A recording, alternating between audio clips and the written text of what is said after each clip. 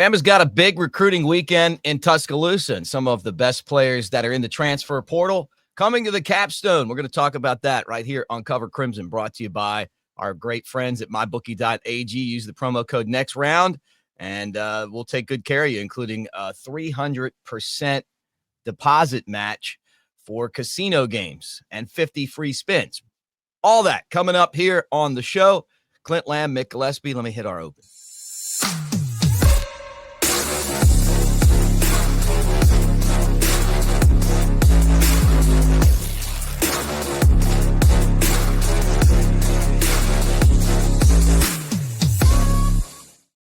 All right, man, let's get right into it. We got a huge recruiting weekend coming with the guys that have left, the guys that we've got coming in. Bama's going to try to, basically fill some spots. And I want to start with wide receiver because I feel like with Odom, Prentice, and Law all leaving, that KC Concepcion, the former, freshman All-American in the ACC for NC State, coming to town. This is one that you'd really like to get if you were Alabama, I would think. Yeah, what I love about Concepcion is when you talk about kind of Alabama's wide receiver room, I really liked what Kendrick Law provided Alabama's offense in 2024. He's kind of a gadget player. Concepcion is kind of a gadget player, but they're two very different gadget players. Like with Kendrick Law, it's more so built around his physicality. He almost acts as an extra running back, but also in a lot of ways acts as an extra tight end as far as his blocking on the perimeter. You can use him on some of those jets and do different things with him in that sense. He's going to be able to press you vertically. I think he does have some vertical speed. You really didn't see that during the season, so I think that kind of factored in or played it was part of why he was limited. He's not going to be a guy who really separates a ton underneath. He didn't have a ton of suddenness to him, but I think he can provide different things for your offense. With Concepcion, it's a little bit different. He's a lot more electric, a lot more shifty, can create that separation underneath, can create the spacing needed in Kalen DeBoer's offense in order to have success. As far as like the option routes that Kalen DeBoer really liked at Washington, this is a big part of like Josh Heupel and Tennessee's offense. It's a big reason why it put such a strain on Alabama's defense back in 2022 is their receivers are kind of running option routes. They're seeing how the defensive back or the safety mostly is playing them, and then they use the leverage of the safety to decide what route they're going to run. The quarterback's got to be able to read that, understand what the guy's doing, and then get his own guy the football when he sees it. I don't know, how good or how not good Jalen Milroe was at that this year. You didn't see a whole lot of it, but a guy like Concepcion, he's very good at sitting down, finding the space in zone coverage, understanding kind of the nuance of getting open underneath. And I think just as far as him being a guy who can really present a lot of pre-snap eye candy, like Kalen DeBoer's offense was huge on that at Washington. We saw that some this year, but just to kind of, with some of Jalen Milroe's limitations, I think that you didn't see as much of that. He's a guy as far as attracting the eyes or attention of certain defenders that create space, run lanes that can create space for other guys in the passing game. And so Concepcion, just what he brings to the table, was a very valuable player for NC State. As a freshman, he's primarily a slot guy. He's going to spend almost all of his time in the slot, or at least he did at NC State. I think the fact that Jeremy Bernard, he can play some in the slot, but you like him more as like that Z move receiver. Ron Williams kind of playing the X. He's not a big guy, but, he can get off the ball a little bit. I think he'll only continue to get bigger and stronger. But he's kind of like your primary receiver. We assume he's going to be the primary receiver. When you put in a guy potentially like Concepcion, I think that would be huge for Alabama's offense. I think it would take a lot of pressure off of Ty Simpson or Keelan Russell or whoever ends up starting at quarterback, having that type of presence, and having a guy who not only brings that element of it, but it's kind of like we've talked about with Cole Adams. And I think Concepcion in some ways, he's also a primary slot guy like Cole Adams, but I think he can also press vertically a lot more than people realize. That having that balance with your receiving group, I think would be really, really big for Kalen DeBoer's offense and whoever ends up starting at quarterback. So, I mean, we'll have to wait and see how it ends up going. Obviously, he's getting a lot of attention from other schools, but Alabama, I think that they make sense for him and what he does well based off of what Kalen DeBoer, really wants this offense to be. Well, then you look at they got like one guy to come in from this recruiting class, right? Meadows at wide receiver. Am I missing one? And then Brooks. Oh, and Brooks, you're right. Yeah, from New Jersey. Okay, so And, two guys that come in recruiting wise, and then you lose three, right? And these are all three guys that saw playing time. I mean, these are all guys that we saw on the field. Odom probably the least amount of playing time and the most complaining about it, just by his retweets. But then when he was on the field, it's not like he made a difference. Law and Prentice, both did a couple things good, and Law spent a lot of time hurt, but those guys being out, I mean, I think it would make it more attractive knowing that there's playing time there.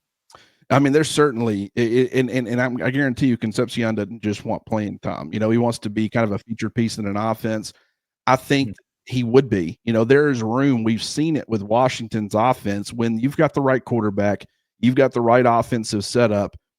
This can be kind of a ride out situation where from a production standpoint, you have a couple of guys who are certainly up there. They're breaking 1,000-yard receiving, but then you have other guys who are getting 700-800 yards. They're getting, 6, 7, 8 touchdowns. That might not seem like a lot, but I mean, Jalen Waddle really never had, what you would call stupid numbers at Alabama, but you could just watch the talent, watch how he was used, and understand how that was going to translate to the NFL. Yeah.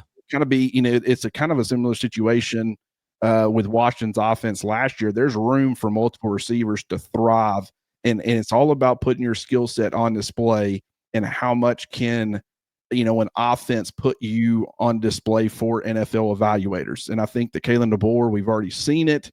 I think we could see it with Concepcion, and I think it would be a big part of the offense as far as different ways that they could get him involved and really complement everything else that they're doing, where an NFL offense can clearly see that and say that piece can fit in our offense and give us that exact same thing. And so I think that would be absolutely big, but I'm not saying he wouldn't get a lot of targets. He absolutely would. He would have a lot of production, in my opinion, both carrying the football and receiving. But, I also think that it's more about what it does for you on the next level, and I think this offense would fit him perfectly. 300% deposit bonus for the casino and 50 free spins using the promo code next round. Take advantage of that, guys. That's our best deal of the year, and that's at mybookie.ag. So we appreciate them. And this time of year, work's about to be out for a lot of people. Gonna be sitting back, like, what am I gonna do with myself? Just have a little fun, man. 50 free spins, that's good times right there. All right, let's talk about some of these other guys because it's gonna be a pretty interesting weekend. Tight end spot, Luke Hasz coming to town. He's Arkansas transfer. He's heading to other places too, and all these guys are. Like you talk about Concepcion, like Auburn and Colorado and some other places. With Hasz, you got Ole Miss in the mix, Alabama, a bunch of other schools. So these are highly sought after players, and Concepcion like ranked in the top 10 as far as transfer portal players right now. Bama did really, really good in that category last year. So what do you know about the tight end spot? And this is another spot where Bama lost some guys. Yeah, I mean, CJ Dupree and Robbie Utes, both of them had exhausted all their eligibility. Then you had Danny Lewis, who was kind of a surprise entrant into the transfer portal. The reason it was surprising is that, Kalen DeBoer's like ideal offense when he's utilizing 12 personnel is you've got like that one tight end who's going to be like a 50-50 as far as, right, inline versus being, a move tight end, being split out wide, playing out there on the perimeter. And, that was Utes was kind of that move guy this year, even though he's not a great pass catcher. And then CJ Dupree was more of your primary inline guy. And, the other tight end that Washington liked to use under Kalen DeBoer was more of like a 75 to 80% inline snaps. And so you look at like Cuevas is going to be a guy who is the 50-50 move tight end. And, he's a good pass catcher. We've seen that at times this past season or this season, I guess. But Luke Hasz, he is, I want to say 80+% of his snaps at Arkansas were spent inline. He's not an overly big guy, 6'3", 241 pounds, I believe. I wouldn't say he's a phenomenal blocker, but I think he's got upside there. I think he can survive as a blocker. You might not get what you got out of, CJ Dupree was up and down as far as his blocking. Some games were great. Some other games weren't. Robbie Utes being that move guy, I think he was a little bit more consistent. I mean, it felt like every week he was doing a good job blocking. You certainly won't get that out of Cuevas.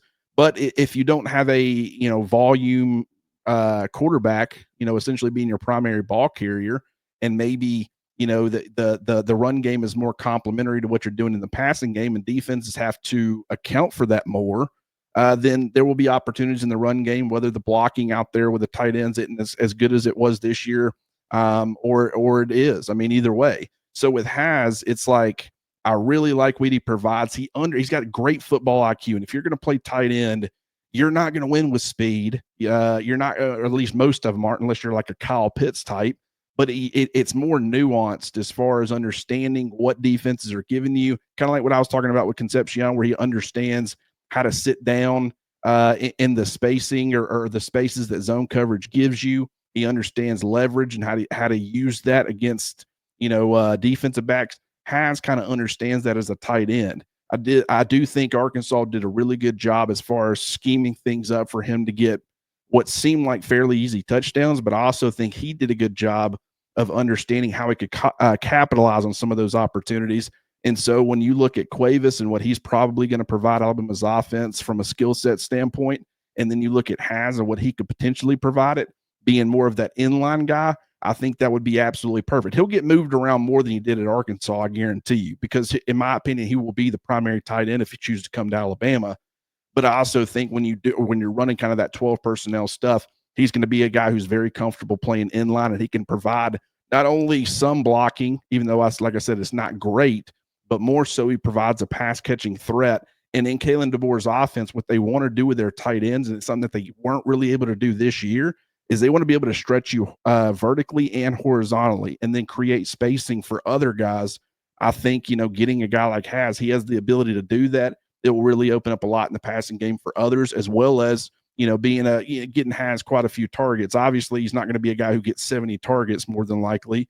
But when you look at like Jack Westover, who was kind of that primary tight end for Washington last year under Kalen DeBoer, I think he finished fourth on the team in targets, third in catches, fourth in receiving yards, and fourth in touchdowns, behind three really, really good receivers. So, I mean, I do think there's room for the tight ends to be a much bigger part of the passing game. We didn't see it this year much from Alabama.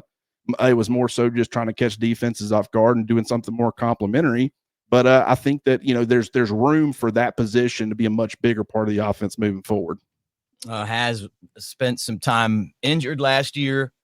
And I don't know how that's going to affect him coming up. I mean, seems like he's healthy, but he was very productive before he was hurt.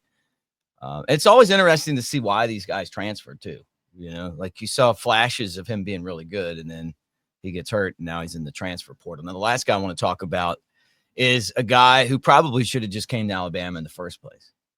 And I'm talking about Kelby Collins from Gardendale. He grew up an Alabama fan, got lured away by all the big promises down there in Gainesville, and started out as an edge rusher. Then he was on the defensive line. Potato to me, Clint. Bring him home. It's not quite LT Overton in that sense, because you got the in-state factor. But this does feel very LT Overton-esque. Like, even though it in some ways it's similar, but then in other ways it's opposite. Like, Overton kind of went to being more of a exterior pass rusher for Texas A&M. He dropped weight compared to when he got to A&M, and they were trying to make him a true edge.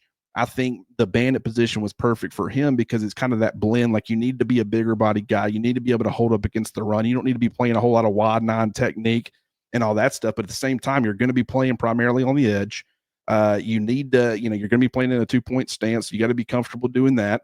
And so, I think that was the perfect fit for a guy like Overton to kind of find that balance. With Kelby Collins, it's like the same thing, except like you said, he went from being kind of an edge rusher. Like, when you look at how he was used at Florida as a freshman, it was, about half of his snaps were really spent as like a true edge. And then the other half of the snaps, it was more of like a 5 technique, 4-eye, 3-eye, maybe playing over the guard, a little bit further inside. Then this year they decided to have him more so become a true defensive lineman. And so I want to say like 57 of his 59 snaps were from a 5 technique in. So he was not really getting those edge opportunities at all. He wasn't nearly as productive. He didn't get nearly as much run. I mean, I think about 275 snaps his freshman year. I think only about 60 or 70 this year. When you look at Kane Wommack's defense, once again, it's like those guys. It's like, do you make him an edge? Do you make him more of an interior guy? It's the perfect balance with that bandit position. Like, he'll get to play on the edge. He'll get to do some of the stuff that really made him productive as a freshman. But, you also have plenty of opportunities where you're kind of playing more of a 5, a 4 eye. You won't, you don't see Womack moving the bandits too much inside and having them rush over a guard or anything like that. But I also think Collins, he's never going to be like a super twitched up, turn the corner on you, explosive first step type of end, but he's more of that base NFL end, in my opinion, in a lot of ways, and can do enough out there, just like LT Overton, as far as being disruptive, where you can really get production out of that position. And so I think, I don't know what's going to happen with Overton. I've seen some places mock him as a first-round pick. If that ends up happening, I could see him leaving. I can also see him coming back. I think Jamarian Latham might have one more year of eligibility left that he might want to use, but he also might not want to use it. So I don't know. I guess both of the bandits could be back, but I think at the very least one of them is going to be gone. If not both of them. You got Jordan Renaud, who I really like. He's growing really into that role. I think when you look at like a Keon Keeley, everybody's wondering where he's at. If they go out and they sign, a guy like Kelby Collins, unless they lose both Latham and Overton, I think that will kind of speak volumes as far as where they feel like Keeley's at.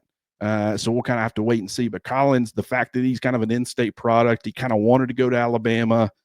This gives him a chance to kind of right that ship, and I think he would be very productive in Kane Wommack's defense.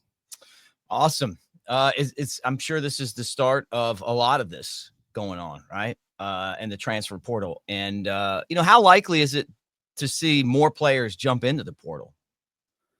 You mean from Alabama side? Just from our side and from other sides.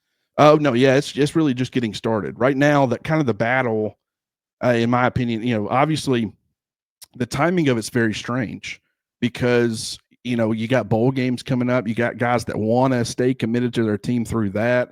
Once you've announced that you're transferring, some guys are going ahead and announcing it to where they can be in contact with other teams. Other guys are taking more of a business-like approach where it's like, hey, I don't want to get distracted. I want to keep my mind focused on what's in front of me. You got some playoff teams like Georgia's got opt-outs. Texas has opt-outs. They're all participating in the playoffs. So it's like, this will continue to be a trickle type of thing, in my opinion. You had guys that were kind of ready to get in there, make it known. Everybody knew kind of they were heading in that direction. Then you've got other guys who were taking more of a, hey, let me try to get through a lot of this bowl preparation, playoff preparation. I'll get in it later, but there's a balance there too, as far as, the sooner you make yourself available, the more opportunities that are probably going to be there for you. And I think Alabama, probably they'll continue to see guys kind of hop in, but also like these won't be the only 3 guys they target. And I don't know if they'll land all 3. If they do, that would be absolutely phenomenal. That would be such a home run start to the transfer portal window. But even if that ends up happening, this isn't going to be where they stop at all. You're going to continue to see a lot of other positions addressed, maybe more depth at some of these positions, just depending. So, I would probably wait and see how that ends up playing out. But to answer your question, it's going to be more of a trickle effect, in my opinion. Does Ryan Williams' tattoo make you feel more comfortable about his future? Well, I mean, I don't think anybody should feel overly comfortable with tattoos after, what happened. Anyways, I won't get into that. A former Alabama player who originally got an Auburn tattoo, but at the same time, I didn't feel uncomfortable about him before, So, I mean, and nothing's really changed on my end. Alabama's going to take care of him from a financial situation. Ryan Williams wants to be in Tuscaloosa. And I mean, he's trying to do whatever he can as far as to show everybody I'm all Bama, baby, but we just don't seem to want to listen. So I understand Caleb Odom was a different situation. Ryan Williams has got a bright future ahead of him. He knows that. I'm not saying he won't be tempted, but I also think you should feel just fine about his standing in Tuscaloosa.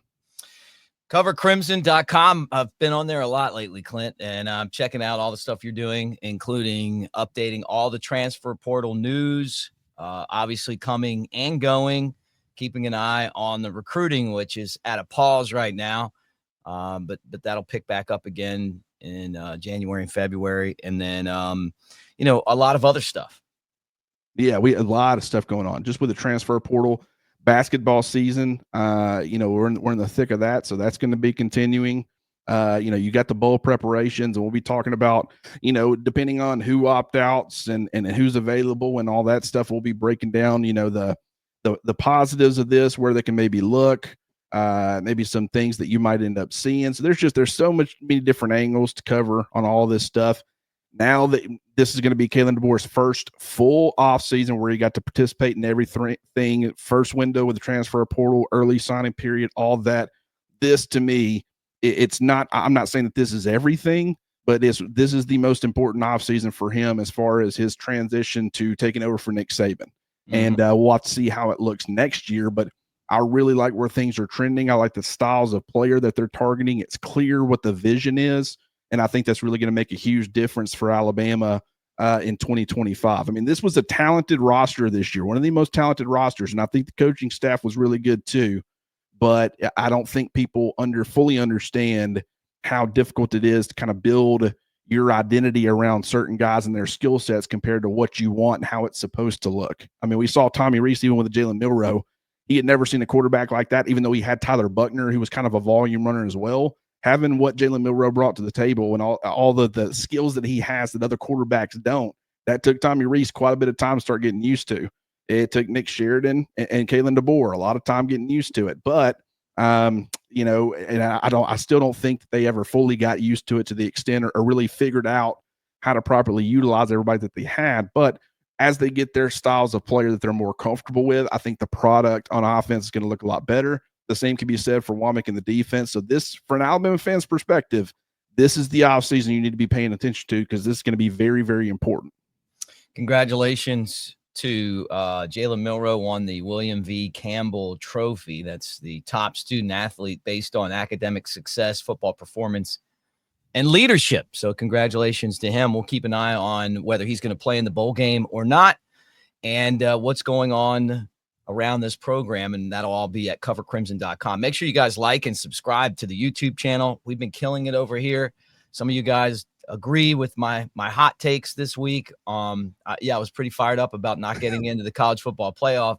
I've calmed down a little bit, but doesn't mean I've changed my opinion on what I said. But when I watch an SMU get in over Alabama and I see that schedule, it does infuriate me. I know Alabama lost to Oklahoma. I watched it. Okay. Hey, give me a break. We're only going to get fired up all over again when the playoffs actually get here. We've calmed down for right now.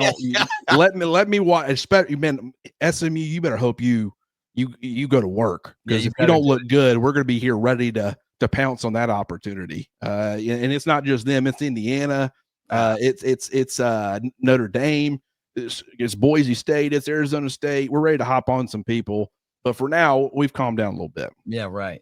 And I mean, ridiculous. And it's ridiculous they're not playing Texas. Ridiculous. Anyway, that would have actually, that's actually a really good point. It's because Texas whines and cries every time something doesn't go their way, and everybody folds for them. It'd be like us if UAB ever had a good team, and we'd be like, oh, we don't like playing UAB. I say put them in there. Play them. Play them. Hey. Take that done away. I love Jim, man. Anyway, all right, that's it, guys. Like, subscribe, thumbs up. MyBookie.ag, 300% the deposit match when you do the casino, 50 free spins. Take advantage of that. MyBookie.ag. Mike Johnson, the All-American Report coming on later today. Check that out and roll time.